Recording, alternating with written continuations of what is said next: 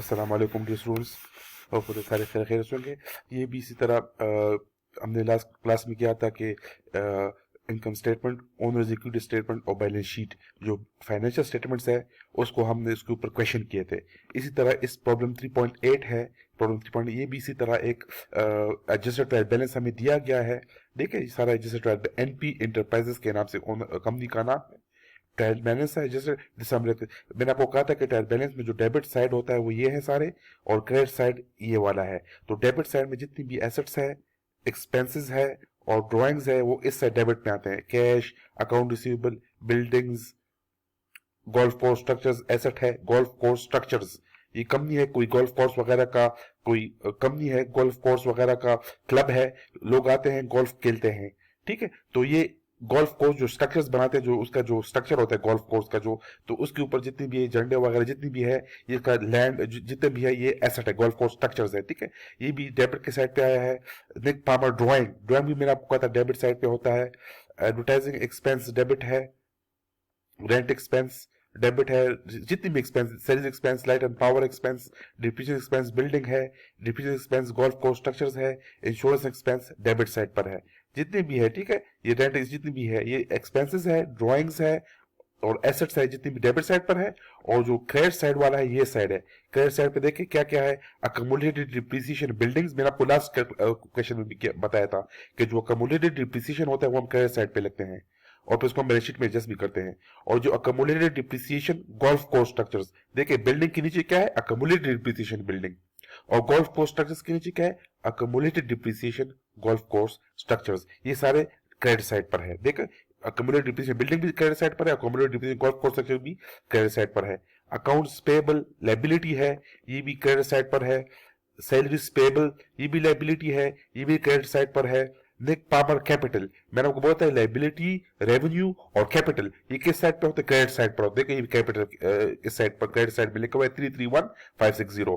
और जो admissions revenue है, रेवेन्यू क्या है, जो मैंने आपको बोला था जो कमाई होती है वो भी लायबिलिटी, रेवेन्यू, कैपिटल ये भी रेवेन्यू कमाता है, ये भी क्रेडिट साइड पर है। ये गोल्फ के जरिए कमाई करता है, क्लब है, लोग आते हैं गोल्फ खेलते हैं, उसके जरिए कमाई करता है। तो एडमिशंस करते हैं लोग, इसके जरिए कमाई कर रहे हैं। एडमिशंस के जरिए जो मेंबर्स होते हैं उससे एडमिशंस लेते हैं, उनकी फीस लेते हैं, रेवेन्यू कमाते हैं, तो वो भी क्रेडिट साइड पर लिखा हुआ है। तो ये जस्ट बैलेंस है, ठीक है। ये सारे इसी तरह किया हुआ है, डेबिट साइड है और ये क्रेडिट साइड पर है। इसको देखकर हमने instructions A. Prepare an income statement and a statement of owner's equity for the year ended December 31, 2001। ये A है और B भी है, लेकिन इसमें मिसिंग है B, ठीक है। बी पार्ट इसमें मिसिंग है। बी में लिखा हुआ है कि प्रिपेयर बैलेंस शीट, वो आपको खुद पता होना चाहिए, इधर नहीं लिखा हुआ, मिसिंग है ये। तो बी बैलेंस शीट, तो हमने इनकम स्टेटमेंट बनाना है, स्टेटमेंट ऑफ ओनर्स इक्विटी बनाना है ए में, और बी में हमने बनाना है बैलेंस शीट। ठीक है, बहुत सिंपल है, बहुत इजी है। इनकम स्टेटमेंट का क्या मतलब है, इनकम का मतलब है profit. Profit is equal to revenue minus expenses. Income के जरिए हम प्रॉफिट मालूम करते हैं इस स्टेटमेंट के जरिए, तो हम आसानी से इस ट्रायल बैलेंस से जो डेटा है वो निकाल लेते हैं और इससे हम इनकम स्टेटमेंट बना लेंगे। इसी तरह स्टेटमेंट ऑफ ओनर्स इक्विटी भी इसी डेटा से हम निकालेंगे, और बैलेंस शीट जो है वो इसके जितने भी आइटम्स है उधर मौजूद है ट्रायल बैलेंस में। ठीक है, सबसे पहले हम इनकम स्टेटमेंट स्टार्ट करेंगे। इधर क्वेश्चन आंसर है उसका, प्रॉब्लम 3.8। कंपनी का नाम है एनपी इंटरप्राइजेस। हम हमेशा, मैंने आपको बताया, इनकम स्टेटमेंट हम स्टार्ट करते हैं, जो स्टेटमेंट ऑफ ओनर्स इक्विटी होता है, जो बैलेंस शीट होता है, उसका एक ही फॉर्मेट होता है। सबसे ऊपर कंपनी का नाम एनपी इंटरप्राइजेस। हम क्या बना रहे हैं, फर्स्ट ऑफ ऑल हम इनकम स्टेटमेंट बना रहे हैं, किस ईयर के लिए, for the month ended December 31, 2001। आपने इसी तरह करना है, लास्ट क्वेश्चन में भी इसी तरह आपने किया था। पहले हम profit is equal to revenue minus expenses के जरिए करेंगे इनकम स्टेटमेंट। याद रखिए, रटा कर ले, इनकम स्टेटमेंट का मतलब profit is equal to revenue minus, पहले रेवेन्यू लिखते हैं, रेवेन्यू इसमें हम मालूम करेंगे ट्रायल बैलेंस में। इधर लिखा हुआ एडमिशन रेवेन्यू 5,76,000, $5,76,000 एडमिशन रेवेन्यू लिखा हुआ है आपके सामने, एडमिशन रेवेन्यू। तो सबसे पहले रेवेन्यू के लिखेंगे, हेडिंग डाल देंगे, और एडमिशन रेवेन्यू के नीचे लिखेंगे एडमिशन रेवेन्यू $5,76,000। ठीक है, profit is equal to revenue less less less लिख देंगे, लेस एक्सपेंसेस। और एक्सपेंसेस की फिर जितनी भी इधर एक्सपेंसेस आपके साथ, इधर देखो, इधर से आए हुए advertising expense $45,000, rent expense $108,000, repairs expense $15,600, salaries expense $237,000, light and power expense $13,500, depreciation expense building $18,000, depreciation expense golf course structures $45,000, insurance expense $7,500. जितनी भी expenses है उनका सारा हम लिस्ट इधर लिखेंगे. देखो, less expenses, advertising expense, rent expense, repairs expense, sales expense, light and power expense, depreciation expense building, depreciation expense golf course structures, insurance expense, इन सारों को ऐड करेंगे. सारे एक्सपेंसेस को, जितनी भी रेंट है, रिपेयर्स है, सैलरी, जितनी भी एक्सपेंसेस है, तो टोटल एक्सपेंस आ जाएगा $489,660. टोटल एक्सपेंसेस, तो formula profit is equal to revenue minus expenses. Revenue कितना है? $576,000 minus profit. Net income is equal to revenue minus total expenses. Revenue कितने? $576,000 लेस टोटल एक्सपेंस कितने? 489,660. तो इससे पास हम आ जाएगा net income for the year December 31, 2001. वो जितना है वो आप उसको आंसर में लिख दे. इधर मिसिंग है, ये आप लोगों ने खुद करना है, बच ना बने. इधर उसका आंसर नहीं लिखा गया, मिसिंग है, मिसप्रिंट है. तो टोटल इनकम आ जाएगा. जब रेवेन्यू से माइनस एक्सपेंस करेंगे, $576,000 से माइनस 489,660, इससे हमारे पास net income for the year December 31, 2001 for the month 2001 आ जाएगा. वो उधर हम लिख देंगे टोटल एक्सपेंसेस डॉलर्स में. ठीक है, ये हमारा इनकम स्टेटमेंट हो गया. उसके बाद हमारा पास आता है स्टेटमेंट ऑफ ओनर्स इक्विटी. में हमसे दो चीजें मांगी गई है, एक income statement and statement of owners equity for the year end December. तो इनकम स्टेटमेंट तो हमने बना लिया, बहुत इजी होता है इनकम स्टेटमेंट बनाना. रेवेन्यू से आपने एक्सपेंसेस माइनस करनी होती है, तो आपके पास ऑलरेडी डेटा में होता है. उससे पास आपका टोटल या net income for the year December 31, 2001 जितना है वो आप माइनस करेंगे. $576,000 माइनस 489,660, तो आंसर आ जाएगा. Now statement of owners equity भी इसी तरह करते हैं. सबसे पहले कंपनी का नाम एनपी इंटरप्राइजेस. हम क्या बना रहे हैं? Statement of owners equities. Owners equity का मतलब कैपिटल हम मालूम कर रहे हैं कि इस वक्त बिजनेस के पास कितना कैपिटल मौजूद है. ठीक है, statement of owners equity for the month ended December 31, 2001. सारों के लिए एक स्टैंडर्ड फार्मूला है, बस सिर्फ फॉर्मेट है, सिर्फ आपने ये स्टेटमेंट चेंज करना है. चाहे इनकम स्टेटमेंट बना रहे हैं या स्टेटमेंट ऑफ ओनर्स इक्विटी बना रहे हैं या बैलेंस शीट बना रहे हैं, बस इसको चेंज कर देंगे, बाकी इसी तरह लिखेंगे फॉर्मेट. अच्छा, तो कैपिटल में किस तरह करेंगे? हमारे पास कैपिटल आ जाएंगे डेटा के पास. ट्रायल बैलेंस में हम देखेंगे किधर किधर लिखा हुआ है कैपिटल. देखो बेटे, लिखा हुआ है निक पामर एनपी, निक पामर ओनर का नाम. कैपिटल दिसंबर 31, 2000 कितने? 331,560. 331,560 लिखा हुआ है. ठीक है ना? देखो, लेकिन हमें 2001 का चाहिए, हमें 2001 का कैपिटल चाहिए, लेकिन हमें कौन सा कैपिटल दिया गया? पिछले साल का 2000 का कैपिटल दिया गया है, 331,560. तो इस पिछले वाले कैपिटल के साथ हम क्या करेंगे? मैंने आपको लास्ट क्वेश्चन में भी बताया था, फिर भी मैं बोल रहा हूं, स्टैंडर्ड फॉर्मूला है, स्टैंडर्ड टेक्निक है, इसी तरह सारों के साथ करना होगा. इनकम स्टेटमेंट में जो प्रॉफिट आ जाता है, हमने जो अभी प्रॉफिट मालूम कर लिया, profit is equal to revenue minus expenses से जितना भी है उसके साथ हम कैपिटल. देखो, निक पामर कैपिटल, पहले तो पुराना कैपिटल लिखेंगे 331,560, एड नेट इनकम $86,340. इससे आया, इससे क्या आंसर आ गया? 86,340. उस पिछले वाले कैपिटल के साथ, पिछले साल के 2000 के कैपिटल के साथ हम इस साल के कैपिटल को 2001 के इनकम को ऐड करेंगे. कैपिटल को नहीं, 2001 के इनकम को, net income for the year December 31, 2001 add करेंगे 86,340. तो पिछले साल का कैपिटल 331,560 प्लस इस साल का जो इनकम हमने मालूम कर दिया, अभी आपने इनकम स्टेटमेंट के जरिए हमने मालूम कर दिया, इनकम स्टेटमेंट के जरिए.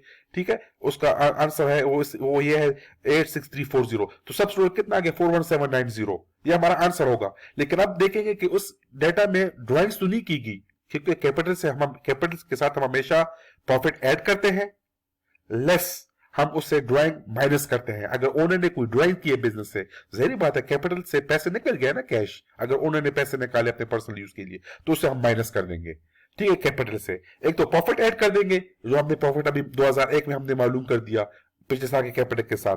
ठीक है, जो इसमें इस तरह की. देखो, निक पामर कैपिटल दिसंबर 31, 2000 है, हमें चाहिए 2001 का कैपिटल. देखो स्टेटमेंट को देखे, 2001 का कैपिटल हम मालूम कर रहे हैं स्टेटमेंट के जरिए, लेकिन हमें दिया गया है 2000 का. तो इस पिछले वाले कैपिटल के साथ हम इस साल का नेट इनकम ऐड करेंगे, लेस टोटल आ जाएगा. लेस अगर ओनर ने कोई ड्राइंग की है, तो इधर आपके सामने बड़ा बड़ा लिखा हुआ है कि निक पामर ड्राइंग. निक पामर ने कितने ड्राइंग किया है? $75,000. बिजनेस से पर्सनल यूज के लिए निकाले हैं, विड्रॉल किया है, बिजनेस से पर्सनल यूज के लिए अपने जेब में डाले हैं बिजनेस से. तो कैपिटल से तो निकल गया ना. लेस एट नेट इनकम कर लेंगे लेस निक पामर जो ओनर का नाम है ड्राइंग कितने की $75,000। तो निक पामर कैपिटल दिसंबर 31 2001 का आ जाएगा। अभी कैपिटल 2001 आ गया। निक पामर कैपिटल दिसंबर 31 2001 कितना है $342,900 बेटे कैपिटल। ठीक है, हमने 2001 का कैपिटल मालूम कर दिया। हमारे पास 2000 का कैपिटल ट्रायल बैलेंस में दिया गया था, उसके साथ हमने नेट इनकम ऐड कर दिया। हमने नेट इनकम हम इनकम स्टेटमेंट के जरिए मालूम किया, लेस हमने उसे ड्राइंग्स की है निक पामर ने $75,000 कैपिटल से। तो हमारे पास 2001 का जो नया कैपिटल है वो आ जाएगा। 2000 से नहीं था, अब 2001 का नया कैपिटल हमारे पास निक पामर कैपिटल दिसंबर 31 लिखेंगे आप, निक पामर कैपिटल दिसंबर 31 2001 को 342,900। हमारे पास हमने ए कर दिया, एक क्वेश्चन ए पार्ट हमने कर दिया कि prepare income statement and statement of owners equity for the end December 31 2001। अब बी मालूम करेंगे बैलेंस शीट। बैलेंस शीट भी बहुत ज्यादा सिंपल है। ठीक है, B balance sheet asset is equal to liability plus owners equity. Last class में लेक्चर में भी बताया था। तो कंपनी का नाम एनपी एंटरप्राइजेस, बैलेंस शीट बना रहे हैं, बैलेंस शीट लिखेंगे for the year for the month ended December 31 2001 लिख लेंगे। एसेट्स लिखेंगे उसका balance, liabilities plus owners equity उसका बैलेंस। बैलेंस शीट का क्या formula, asset is equal to liability plus owners equity. Asset side पे लिखेंगे एसेट जितनी भी है आपने जैसे ट्रायल बैलेंस के पास पे जाएंगे, ट्रायल बैलेंस से आप उतारेंगे ऐसा ऐसा। कैश है $41,400, अकाउंट रिसीवेबल है $7,800, बिल्डिंग्स है $1,80,000। ठीक है, बिल्डिंग सब कुछ है, ये आपको दिया गया है। देखे कैश है, अकाउंट रिसीवेबल है, बिल्डिंग के साथ $1,80,000 है बेटे। लेकिन इसके साथ नीचे देखो लिखा हुआ है, बिल्डिंग के नीचे क्या लिखा हुआ है, अक्यूमुलेटेड डिप्रिसिएशन बिल्डिंग 36,000। मैंने आपको लास्ट उसमें भी बताया था कि जो बिल्डिंग का जो ओरिजिनल प्राइस है वो $1,80,000 है, उससे हमने जो अक्यूमुलेटेड डिप्रिसिएशन बिल्डिंग होता है वो हमने माइनस करना होता है। जो बिल्डिंग का प्राइस है $1,80,000 वैल्यू, उससे हमने अक्यूमुलेटेड डिप्रिसिएशन बिल्डिंग माइनस करना होगा, लेस अक्यूमुलेटेड डिप्रिसिएशन बिल्डिंग। देखिए इधर लिखा हुआ है लेस अक्यूमुलेटेड डिप्रिसिएशन बिल्डिंग के 1 लाख, इधर नहीं लिखना है, इधर लिखना है बिल्डिंग की $1,80,000 लेस अक्यूमुलेटेड डिप्रिसिएशन बिल्डिंग $36,000। तो बिल्डिंग का नया वैल्यू कितना है $1,44,000। अब इधर लिखो, इसको इधर नहीं लिखना है $1,80,000 को, उससे हमने अक्यूमुलेटेड डिप्रिसिएशन बिल्डिंग माइनस करना होगा। उसके बाद क्या है, गोल्फ कोर्स स्ट्रक्चर्स है, गोल्फ कोर्स स्ट्रक्चर्स भी एसेट है, गोल्फ कोर्स स्ट्रक्चर्स जो है वो भी एसेट है। ठीक है, इधर लेकर गोल्फ कोर्स स्ट्रक्चर्स कितने $2,70,000 उसकी वैल्यू हमारे पास जो golf course less accumulated depreciation golf course structures. देखिए इधर लिखा हुआ accumulated depreciation golf course structure. तो इस गोल्फ कोर्स स्ट्रक्चर से 2,17,000 से हमें माइनस करना है accumulated depreciation golf course structures. ठीक है, देखिए गोल्फ कोर्स स्ट्रक्चर्स की वैल्यू है $2,70,000 less accumulated depreciation golf course structure that is $90,000। Accumulated depreciation golf course structure कितना है $90,000। देखो accumulated depreciation golf course structure $90,000 credit में लिखा हुआ है बैलेंस में। ठीक है ना, तो हमने वो कर लेंगे तो उससे पास हमारे पास नया वैल्यू आ जाएगा गोल्फ कोर्स स्ट्रक्चर्स का $1,80,000। याद रखें जो अक्यूमुलेटेड डिप्रिसिएशन होता है उससे हमने बिल्डिंग से माइनस करना होगा। अगर बिल्डिंग का अक्यूमुलेटेड डिप्रिसिएशन है तो बिल्डिंग से माइनस करेंगे, अगर गोल्फ कोर्स स्ट्रक्चर का अक्यूमुलेटेड डिप्रिसिएशन तो गोल्फ कोर्स स्ट्रक्चर से माइनस करेंगे। लास्ट उसमें भी हमने वीडियो में भी मैंने बताया था, प्लीज उसी तरह करें। उसके बाद हम सारों को ऐड करेंगे, जितना बैलेंस साइड है उसको $3,72,000 जाएगा। ठीक है, सारे एसेट्स को इस तरह लायबिलिटी की साइड पे आ जाएंगे। अकाउंट पेबल सैलरीज पेबल जितनी भी है उसको ऐड करेंगे। अकाउंट पेबल कितने हैं $23,100, सैलरीज पेबल $6,900। ठीक है, ये तो लायबिलिटी हो गया। लायबिलिटी को ऐड कर लेंगे, टोटल लायबिलिटीज आ जाएगा हमारे पास। लायबिलिटी की साइड पे आ जाएगी लायबिलिटी, अकाउंट पेबल है दिस $23,100, सैलरीज पेबल है $6,000, टोटल लायबिलिटी कितने $30,000 आ गया। Asset is equal to liability plus owners equity. Owners equity आपने वो ऑलरेडी कैपिटल निकाल दिया दिसंबर 31 2001 का आपने निकाल दिया। अब इस क्वेश्चन में 342,900 स्टेटमेंट ऑफ ओनर्स इक्विटी के जरिए आपने निकाल दिया कैपिटल $342,900। वो इधर हम फिट कर देते हैं बैलेंस शीट पे। Asset is equal to liability plus owners equity लिखेंगे। निक पामर्स कैपिटल दिसंबर 31 2001 वो आपने ऊपर मालूम कर दिया $342,900। 2001 हमें पास 2000 का कैपिटल दिया गया था, लेकिन हमने 2001 का कैपिटल मालूम कर दिया निक पामर का। रिमेंबर अभी याद है ना, अभी हमने स्टेटमेंट ऑफ ओनर्स इक्विटी में ओनर्स इक्विटी में हमने निकाल दिया 2001 का, तो उसको हम इधर ऐड कर देंगे कैपिटल। तो इसका asset is equal to liabilities account payable से total liability $30,000 plus Nick Palmer capital 2001 $342,900। 30,000 को ऐड करेंगे $342,900 के साथ तो आ जाएगा $372,900। Both sides are equal, both side. तो बैलेंस शीट इसी तरह बनाते हैं। आपको क्वेश्चन इसी तरह दिया होगा, आपको ये भी दिया कि इनकम स्टेटमेंट बनाए, सिर्फ ये भी आ सकता है, या इस तरह भी हो सकता है कि आप इनकम स्टेटमेंट भी बनाए और स्टेटमेंट ऑफ ओनर्स इक्विटी भी बनाए, या इस तरह भी आ सकता है कि आप इनकम स्टेटमेंट भी बनाए, स्टेटमेंट ऑफ ओनर्स इक्विटी भी बनाए और बैलेंस शीट भी बनाए, तीनों आपने बनाने हैं। तो डिपेंड करता है क्वेश्चन किसी तरह भी आ सकता है एग्जाम में, ठीक है ना। तो बहुत ईजी है, प्लीज इसी तरह आप स्टैंडर्ड